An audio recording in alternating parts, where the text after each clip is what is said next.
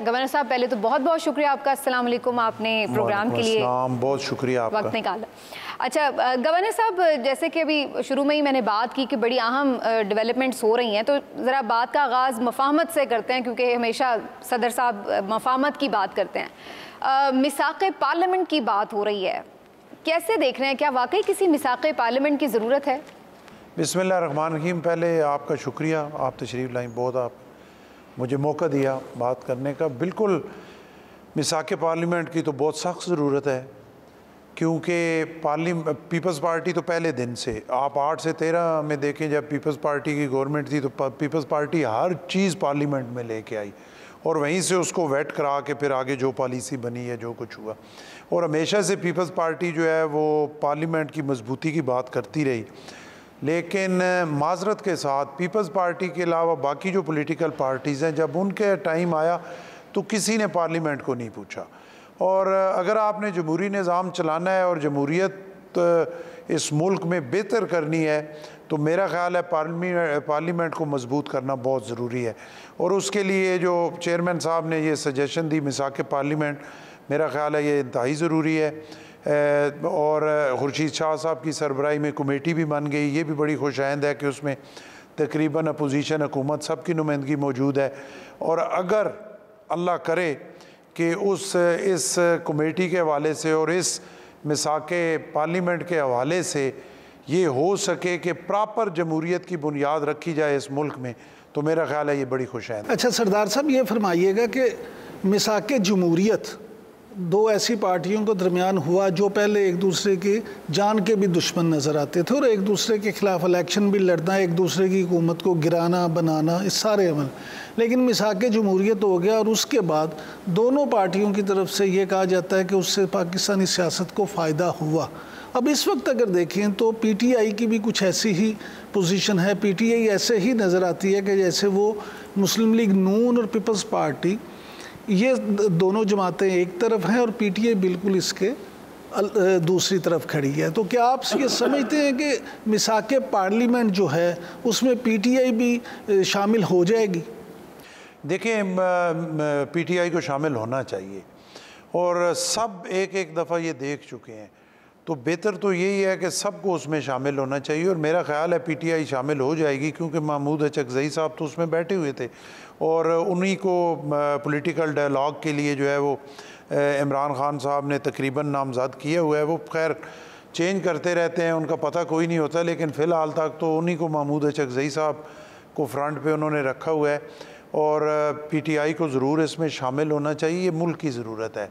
मैंने पहले भी कई दफ़ा कहा, अभी आपके सामने भी ये मैं कहता हूँ कि अगर देखें, मैं ये ज़ाती तौर पे समझता हूँ, एक पॉलिटिकल वर्कर हूँ, कि आप इस मुल्क में जमहूरियत को जो है वो जमहूरी तरीके से चलाना चाहते हैं, आप एक जमहूरी सिस्टम से इसको पार्लियामेंट और उसको प्राइम मिनिस्टर उससे आप चलाते हैं। और लेकिन आज तक इससे बड़ी सियासतदानों की नालायकी क्या होगी कि आज तक वो ये भी नहीं कर सके कि इस मुल्क में फ्री एंड फेयर इलेक्शन हो। आज तक वो कोई ऐसा तरीका नहीं बना सके कि इस मुल्क में इलेक्शन हो और उसके बाद बाकी तो छोड़े ना कि चलें अपना आप ना माने, कोई और तबका ना माने, कोई ऐसा इलेक्शन हो जिसको सियासतदान तो माने, जीतने वाले भी नहीं मान रहे होते और हारने वाले भी नहीं मान रहे होते, दोनों ही नहीं मान रहे। तो जब जिस मुल्क में फ्री फेयर इलेक्शन नहीं हो सकते, जिसमें कभी भी इलेक्शन पे एतमाद ही नहीं हुआ, और वहाँ पे आप कहते हैं यहाँ जमहूरियत है, तो ये कौन सी लेकिन जमहूरियत की आप बात कर रहे हैं। अब ये जो वाक़या पेश आया है पार्लियामेंट से गिरफ्तारियों का, इस पर तो फिर पीपल्स पार्टी को बड़ी ज़ोरदार आवाज़ उठानी चाहिए थी, लेकिन चेयरमैन ने जो इस पर खिताब किया, बिलावल भुट्टो ज़रदारी ने, उन्होंने इसका कोई ख़ास जिक्र ही नहीं किया। उन्होंने ज़रूर सैयद नवीद क़मर साहब ने ज़रूर थोड़ी बहुत बात की और उन्होंने एहतजाज भी किया। आप समझते हैं कि PMLN की गवर्नमेंट जमहूरियत को मजबूत कर रही है या इसको कमज़ोर कर रही है? देखिए, बात यह है ना कि आप सबसे पहले बात ही पीपल्स पार्टी ने की है। नवीद क़मर साहब ने उस पर खड़े होके, आप PTI के दौर में देखें, कभी ये हुआ था कि अगर कोई इस तरह की वायलेशन हो गई तो PTI ने कभी कहा होगा ये बड़ी जी ज़्यादती हो गई है? वो तो उल्टा उसको पूरा कवर देते थे और उनके लिए तो नहीं। लेकिन पीपल्स पार्टी ने ये नहीं देखा कि अगर PTI के दौर में नाजायज़ ज़्यादतियाँ हुई हैं तो आज हम भी इसको जो है वो आंखें बंद कर लें। नवीद कमर साहब ने सबसे पहले स्टार्ट लिया, उसी पे ये जो है वो मिसाके पार्लियामेंट जो है ये आगे चला। अयाज सादिक साहब ने भी कुछ थोड़ी बहुत कार्रवाई नून लीग के हवाले से स्पीकर साहब ने भी उस पर जो है वो स्टैंड लिया। अभी भी आज मैं उनका बयान पढ़ रहा था कि मैं सोच रहा हूँ कि मैं इस ओहदे पे उधर रखूँ या ना रखूँ। तो देखिए फिर इससे बढ़ के और क्या हो सकता है। और उस पर सारी पॉलिटिकल पार्टीज़ ने आवाज़ उठाई है, उस पर कमेटी बन गई है, उस पर इंक्वायरी शुरू हो गई है। तो मेरा ख्याल है ये चीज़ें जो है वो नज़र आ रही हैं कि इस पे नून लीग भी और पीपल्स पार्टी दोनों इस पे। सरदार साहब, गुजारिश ये है कि जैसे अभी आप खुद फरमा रहे थे कि बदनसीबी सियासतदानों की तो है, लेकिन इस मुल्क की ज़्यादा बदनसीबी है कि यहाँ फेयर एंड फ्री इलेक्शन आज तक नहीं हो सके। तो ये आप क्या नहीं समझते कि ज़िम्मेदार भी इसके खुद सियासतदान भी हैं? और जिस तरह से बानी पीटीआई जो हैं उनकी जो हट दरमी है, अभी आपने महमूद खान अचकज़ई साहब का जिक्र किया, उन्होंने तो कहा कि जी अब मैंने तो किसी को इख्तियार नहीं दिया, ख़त्म कर दिया, कोई मुज़ाकरात नहीं होंगे। तो क्या आप ये समझते हैं कि जो उनकी पार्टी में या उनके दूसरे लीडरों में कोई इतनी सख्त है कि अपने बानी के बगैर उनकी मर्ज़ी के ख़िलाफ़ को किसी भी मुआहदे में शामिल हो जाएं? देखिए, और आपने नाकामी के हवाले से कहा ना, तो सबसे बड़ी नाकामी सबसे बड़े ज़िम्मेदार सियासतदान ही है। वो अगर अपने लिए वो कानून साजी नहीं कर सकते जैसे फ्री एंड फेयर इलेक्शन हो, तो मेरा तो ख्याल है उनको फिर हाथ खड़े कर देने चाहिए, वो बेहतर है सियासत छोड़ ही दें। फिर मुल्क के लिए क्या कानून साजी करेंगे अगर अपने लिए भी नहीं कर सकते तो? और सबसे बड़ा नुकसान मुल्क का है। मैं आपसे 100% एग्री करता हूँ कि जमहूरी निज़ाम से आपने चलाना है, और वो भी लूला लंगड़ा जमहूरी निज़ाम, तो मुल्क के तो ये सारे साल ज़ाया हुए हैं। और या तो अगर नहीं होता तो इस निज़ाम को लपेट दें, कोई ऐसा निज़ाम लाएं जिससे इस मुल्क की बेहतरी हो, क्योंकि ये मुल्क है तो सारा कुछ है। पीपल्स पार्टी भी तब है, नून भी तब है, पीटीआई भी तब है। ये भी फरमाइए, मुल्क है जहां हम इस सिस्टम की बात करते हैं उसमें जुडिशरी का बड़ा अहम किरदार है। अब ये आईनी तरमीम के हवाले से एक पैकेज लाने की बात हो रही है। फिलहाल तो पीपल्स पार्टी भी बज़ाहिर PMLN के साथ है, लेकिन आप समझते हैं कि कोई चीफ जस्टिस की मुद्दत मुलाजमत में तोसी होनी चाहिए, या फिर सीनियरिटी के उसूल के ख़िलाफ़ कोई और पैनल बनाकर पिक एंड चूज़ की बुनियाद के ऊपर चीफ जस्टिस की अपॉइंटमेंट, ये चीज़ें आप समझते हैं अदलिया को मजबूत करेंगी या कमज़ोर करेंगी?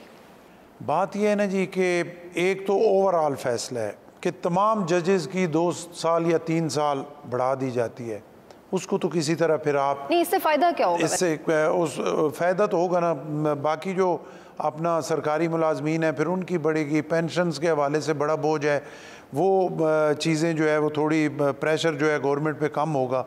और वैसे भी जो है वो अभी ये जो हमारे जजेस साहबान हैं ये बड़े ठीक ठाक हैं, अभी तो ये फ़ैसले कर सकते हैं, तो इनको टाइम जो है वो देना चाहिए। लेकिन जो पिक एंड चूज़ है सबसे बड़ी ख़राबी ये है, किसी जगह भी है मेरिट पे जो आ रहा है, जिसकी सीनियरिटी बनती है किसी हवाले से भी, उसको आने देना चाहिए।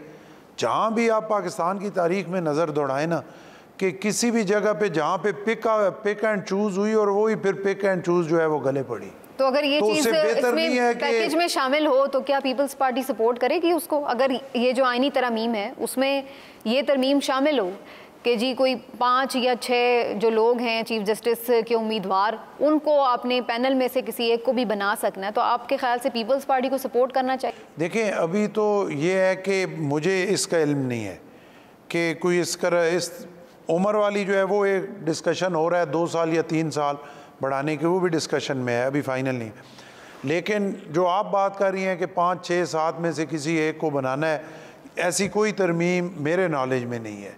तो जब एक ज़ाहरी तौर पे सामने कोई बात नहीं है तो उस पर तबसरा मैं इसलिए नहीं कर सकता कि पीपल्स पार्टी में उस पर डिस्कस। लेकिन कल मौलाना ने भी इस पे बात की है, उन्होंने भी कहा है कि सिर्फ सीनियर मोस्ट होना काफ़ी नहीं है, ये देखना चाहिए कि उसमें वाकई जज में काबिलियत है, सलाहियत है, उसकी जहनी इस्तेदाद भी है ऐसी कि उसको आप चीफ जस्टिस या कोई भी और अहम ओहदा दे रहे हैं। मौलाना ने भी यही इंडिकेट किया। मौलाना की अपनी राय है, बात यह है कि अगर उसमें ये नहीं है, उसमें इतना अक्ल शऊर नहीं है, उस काबिल नहीं है, तो आप फिर 10 साल से 15 साल लोगों की किस्मत का फैसला करने के लिए आपने क्यों छोड़ा? गवर्नर साहब, मेरे नज़दीक यहाँ पे एक सबसे अहम सवाल ये है जुडिशरी के हवाले से कि जो तरीकाकार है जुडिशरी में लोग इंडक्ट करने का, जजों के चुनाव का, क्या आप उसे फेयर एंड फ्री समझते हैं? देखें, उसमें बेहतरी ज़रूर आई है, और ये भी पीपल्स पार्टी ने किया था 18वीं तरमीम के बाद। एक सिस्टम में कुछ बेहतरी ज़रूर, मैं कहूँ कि बिल्कुल परफेक्ट है, परफेक्ट नहीं है, लेकिन बेहतरी ज़रूर है, कुछ ना कुछ बेहतरी ज़रूर है, लेकिन अभी उसमें बहुत सारी गुंजाइश मौजूद है। इस पे भी सोचना चाहिए और उसको ऐसा ट्रांसपेरेंट करना चाहिए कि मेरिट पे जजेस आएँ। देखिए ना, जब इंसाफ नहीं है जिस माशरे में, ऊपर लेवल पे तो ठीक है, रोज़ाना की बुनियाद पे 100 मोटो 8 से 13 तक आपने लिए रखा। रोज़ पीपल्स पार्टी के जो प्राइम मिनिस्टर हैं बेचारे सुबह उठ के नाश्ते के बगैर सुप्रीम कोर्ट में जाके खड़े होते थे और फिर उनकी बारी आती थी और फिर उनको छंड परेड करके फिर वापस भेजे, दूसरे दिन फिर बुला लिया जाता। समोसे पे जोमेटो हो गया, फलां पे हो गया, फलां, सिर्फ और सिर्फ कि पीपल्स पार्टी की गवर्नमेंट ना चले। वो तो सारा कुछ हो गया जो कुछ होना था। निचली जुडिशरी नहीं है, आपने शुरू सिविल जज से होना है और फिर हाई कोर्ट और सुप्रीम कोर्ट तक। लेकिन गवर्नर साहब, मामला ये है कि जब जज साहबान के सिलेक्शन इस तरह से होगी कि जज साहबान के रिश्तेदार, उनके बेटे, उनके दामाद, उनके भतीजे, उनके भांजे, उनके चैम्बर, बार का प्रेशर, बार वकला का प्रेशर, फिर लॉ अफसर, वो भी आपको पता है कि आज तक मैंने तो पाकिस्तान में कोई एक लॉ अफसर भी मेरिट पे लगते नहीं देखा।